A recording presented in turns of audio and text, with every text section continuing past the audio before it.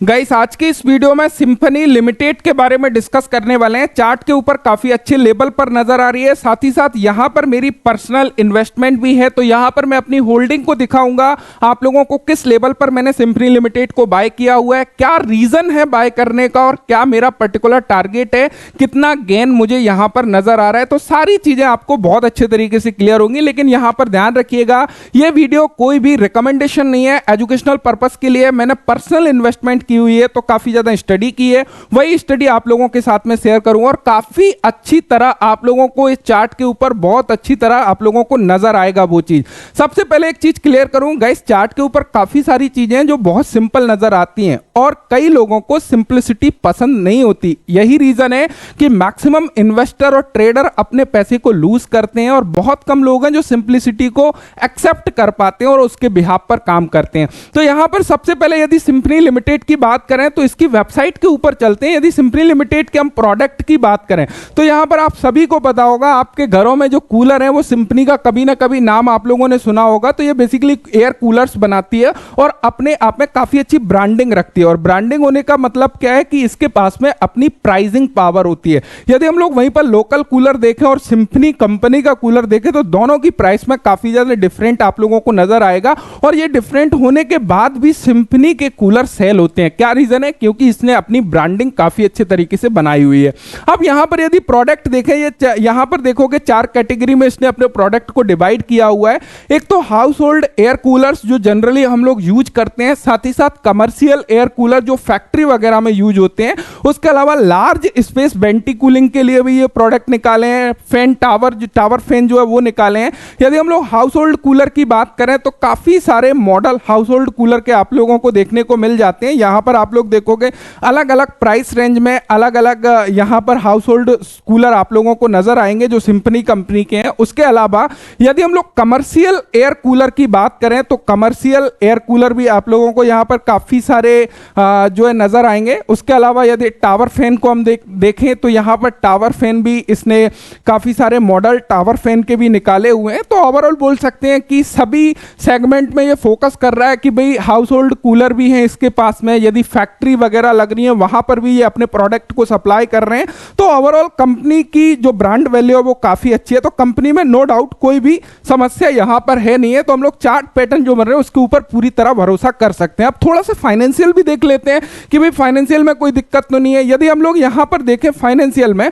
तो यदि इसके मार्केट कैपिटलाइजेशन की बात करें तो 6000 करोड़ की ये कंपनी है। करंट मार्केट प्राइस 876 है। यदि हम लोग 52 वीक हाई लो की बात करें तो इसका लो है 825 और हाई है 1219। बेसिकली देखा जाए तो ये कंपनी बोलते हैं ना कि मौसमी शेयर है, ये एक पर्टिकुलर टाइम पर चलना प्रारंभ करती है और बहुत ही कम समय में अपने टारगेट को अचीव करती है। यदि इतनी सी चीज आप लोगों ने समझ ली तो यहां पर पैसा आप इजीली बना सकते हो। तो इसकी जो रेंज है वो बेसिकली 825 यानी कि 850 से लेके 1200 के बीच की रेंज निकल के आती है।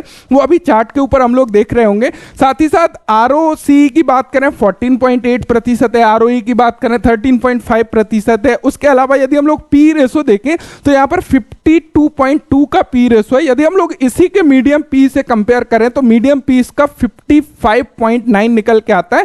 यदि हम लोग यहां पर मीडियम पी देखते हैं लास्ट 5 ईयर का, यदि हम लोग लास्ट 3 ईयर का मीडियम पी देखते हैं तो भी 55 निकल के आता है। तो वैल्यूएशन के बेस पर भी ठीक ठाक यहां पर ये कंपनी हम लोगों को नजर आती है। उसके अलावा यदि हम लोग इसका ट्रैक रिकॉर्ड देखें, क्वार्टरली रिजल्ट देखें तो काफी अच्छे तरीके से सेल कर रही है। सारी चीजें बहुत बढ़िया नजर आ रही हैं। ऑपरेटिंग प्रॉफिट मार्जिन भी काफी अच्छे तरीके से सस्टेन कर रही है। यहां पे कोई इशू की यहां पे हम लोगों को दिक्कत वाली बात नहीं है। अब हम लोग थोड़ा सा शेयर होल्डिंग पैटर्न की भी बात कर लेते हैं जो कि सबसे ज्यादा मोस्ट इंपॉर्टेंट है। प्रमोटर की बात करें 73% आप लोग देख सकते हो लगातार यहां पर होल्ड किए हुए हैं। उनको अपने ऊपर पूरी तरह भरोसा है मैनेजमेंट को, कोई डाउट नहीं है। साथ ही साथ FII के पास में 3.81% है। यहां पर लास्ट क्वार्टर से इन्होंने इंक्रीज किया है। DII के पास में 10.44% है। कुल मिला के देखा जाए तो पब्लिक के पास में ओनली 12% शेयर है, बाकी सभी बिग हैंड के पास में शेयर है। तो काफी ज्यादा सेफ फील हम लोग कर सकते हैं, उसमें कोई भी डाउट नहीं है।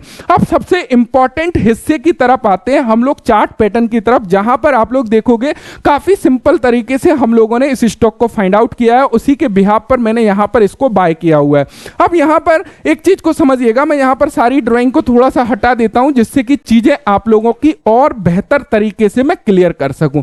यहां पर एक चीज आप लोगों को क्लियर नजर आ रही होगी कि यहां पर एक रेंज बहुत बढ़िया निकल के आ रही है। जो रेंज है हमारा लगभग 850 से लेके 1200 की रेंज। जब भी स्टॉक प्राइस इस 850 800 के आसपास आता है, वहां से बाउंस बैक करता है, अगेन 1200 के आसपास जाता है, अगेन नीचे आता है। अब यहां पर सबसे इंपॉर्टेंट क्या है, ये जो रेंज है उस रेंज का यदि हम लोग परसेंटेज देखें तो वो कितना प्रतिशत गेन है कि जहां पर हम लोग बैट ले सकें। यदि आप लोग देखते हो कि यहां पर जो गेन नजर निकल के आता है वो लगभग 45% का गेन है, तो एक डिसेंट सा गेन है। अब यहां पर तो हम लोगों को थोड़ा सा देखना पड़ेगा क्योंकि 40% मायने रखता है। अब यहां पर चीजों को समझिएगा, स्टार्टिंग से मैं आप लोगों को क्लियर करता हूं। सबसे पहले यदि हम लोग 2015 की बात करें, यहां से जाता है अगेन इस रेंज में आता है, तो सबसे पहले इस चीज को समझना बेहद जरूरी है। थोड़ा सा समझिएगा गाइस, चीजों को समझते चलिए जिससे बहुत बढ़िया तरीके से क्लियर हो।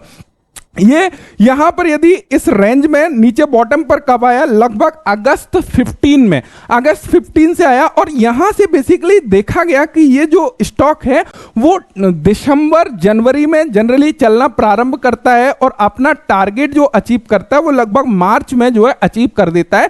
यहां पर आप लोग देखोगे 40% के गेन लगभग जो है 200 डेज में अचीव कर दिए, जो कि बहुत बढ़िया रिजल्ट है। हम बोलते हैं कि भैया एक साल में भी अचीव करे यदि 40% का रिटर्न तो कोई बुरी बात नहीं है। तो ये यहां पे हो गया। उसके अलावा यदि हम लोग थोड़ा सा आगे चलते हैं, अगेन ये कब आया, यहां पर देखिएगा सेकेंड टाइम जब आया यहां पर इस प्राइस पर, ये क्या था, यहां पर आप लोग देखोगे अगेन आप देख पा रहे हो अक्टूबर 18 में इस प्राइस को हिट किया और यहां पर इसने अपने टारगेट को कब अचीव किया, लगभग दिसंबर में। यानी कि ये दिसंबर से लेके मार्च तक अपने टारगेट को अचीव करता है। यहां पर इसने कितने डेज लिए, ओनली 72 डेज लिए, उसने यहां पर 44% के गेन हम लोगों को दिए। लेकिन यहां पर आप लोग देखोगे अगेन एक अपॉर्चुनिटी यहां पर निकल के आई 2018 के बाद में। वो अपॉर्चुनिटी क्या थी, यहां पर आप लोग देखोगे अगेन इसने अपने बॉटम को हिट किया मार्च 2020 में और यहां पर एक काफी कंसोलिडेट करने के बाद में हम लोगों को जो टारगेट अचीव हुआ वो लगभग 343 डेज लगे टारगेट अचीव होने में, 44% के गेन नजर आए। कोई बुराई नहीं है भैया, यदि हम लोग बोलते हैं कि एक साल भी लग जाए 40% के लिए तो कोई बुराई वाली बात नहीं है। उसके अलावा यदि हम लोग थोड़ा सा आगे चलते हैं, आगे देखते हैं कि और क्या इसका ट्रैक रिकॉर्ड रहा है और किस टाइप से ये बिहेव कर रहा है।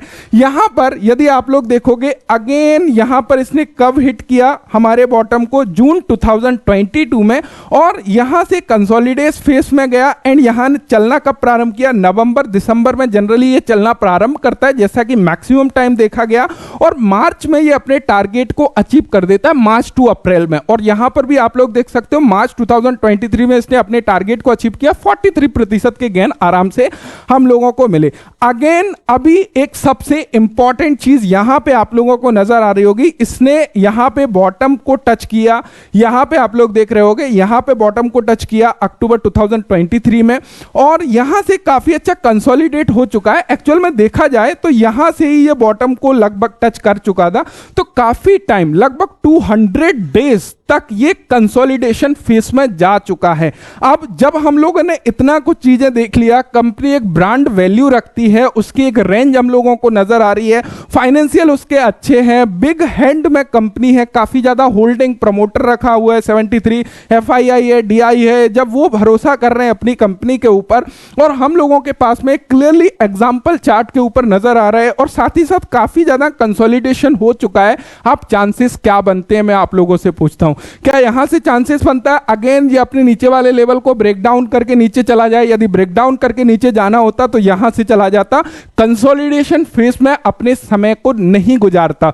तो यहां से चांसेस क्या नजर आ रहे हैं, मैक्सिमम चांसेस यहां से नजर आ रहे हैं कि मार्च 2024 तक ये अपना 40% के गेन हम लोगों को इजीली देते हुए नजर आएगा। तो यहां पर ये सिंपल सा चीज है, यदि आप लोग चार्ट को बहुत अच्छी तरीके से ऑब्जर्व कर रहे होगे, और अभी चांसेस काफी ज्यादा नजर यहां से आ रहा है, जैसा कि हम लोगों को क्लियर कंसोलिडेशन फेस दिख रहा है, तो काफी जल्दी हम लोगों को लग रहा है ये चलना प्रारंभ करता है। हम सोचते हैं कि नहीं अच्छा कि मार्च तक ना दे, अप्रैल मई जून जुलाई अगस्त सितंबर 1 ईयर में भी यदि हम लोगों को 40% गेन मिल जाते हैं तो कोई भी बुराई नहीं है। अब मैं यहां पर अपने होल्डिंग पोजीशन में भी मैं आप लोगों को दिखा देता हूं कि भैया ऐसी हवाई बात तो नहीं कर रहे हैं। तो यहां पर आप लोग देख सकते हो सिंफनी को मैंने अभी एक्युमुलेट करना स्टार्ट कर दिया है। धीरे धीरे मैं अपनी होल्डिंग को यहां पे इंक्रीज कर रहा हूं और मैं यहां पे काफी ज्यादा बुलिश हूं क्योंकि हम लोगों को क्लियर कट सारी चीज नजर आ रही है। यहां पर आप लोग देख सकते हो सबसे पहले मैंने अगस्त से यहां पर होल्डिंग को लेना चालू किया, अगस्त,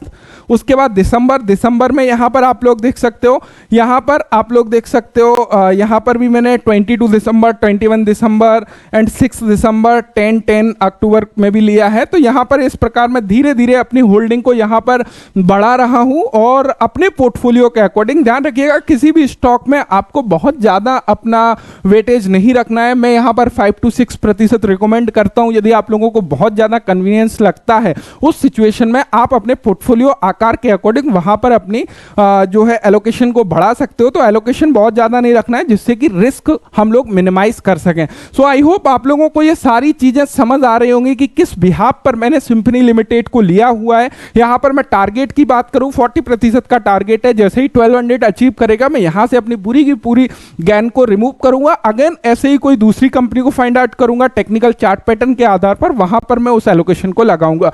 तो यही मेरा तरीका है काम करने का, इसी बिहाफ पर मैं काम करता हूं। सो आई होप आप लोगों को सारा सिनेरियो क्लियर हो गया होगा कि किस बेस पर मैं यहां पे बात कर रहा हूं। कोई बाय सेल की रिकमेंडेशन नहीं है, लेकिन यहां पर चीजों को समझने की आवश्यकता है। यदि आप लोग इन चीजों को समझ सकते हो तो अपना डिसीजन ले सकते हो। साथ ही साथ जो भी आप लोगों का फाइनेंशियल एडवाइजर है या आप खुद के बेस पर स्टडी करके इन्वेस्टमेंट करना चाहते हो तो डेफिनेटली कर सकते हो। ये मेरी पर्सनल इन्वेस्टमेंट है, उसी का एग्जांपल देते हुए मैंने आप लोगों को क्लियर किया कि किस प्रकार स्टॉक को फाइंड आउट किया जाता है। ऐसे स्टॉक को बेसिकली देखा जाए कि जो अपने आप में ब्रांड वैल्यू रखता है, वहां पर काफी ज्यादा सेफ होता है। भले ही वहां पर हमारा टाइम लग जाए लेकिन रिस्क काफी कम हो जाता है। यदि स्टॉक हमारे खरीदने के बाद में नीचे भी चला जाता है तो वहां पर डर नहीं रहता है कि कंपनी बंद हो जाएगी, बिकॉज वो अपने आप में एक ब्रांड वैल्यू रखती है। सो आई होप सारी चीजें आप लोगों को क्लियर हो गई होंगी। और आप लोग किस स्टॉक के ऊपर वीडियो चाहते हो नीचे कमेंट बॉक्स में कमेंट कर सकते हो। और वीडियो से इंफॉर्मेशन मिली हो तो वीडियो को लाइक करिएगा। So thank you so much video देखने के लिए। Thanks for watching and bye bye.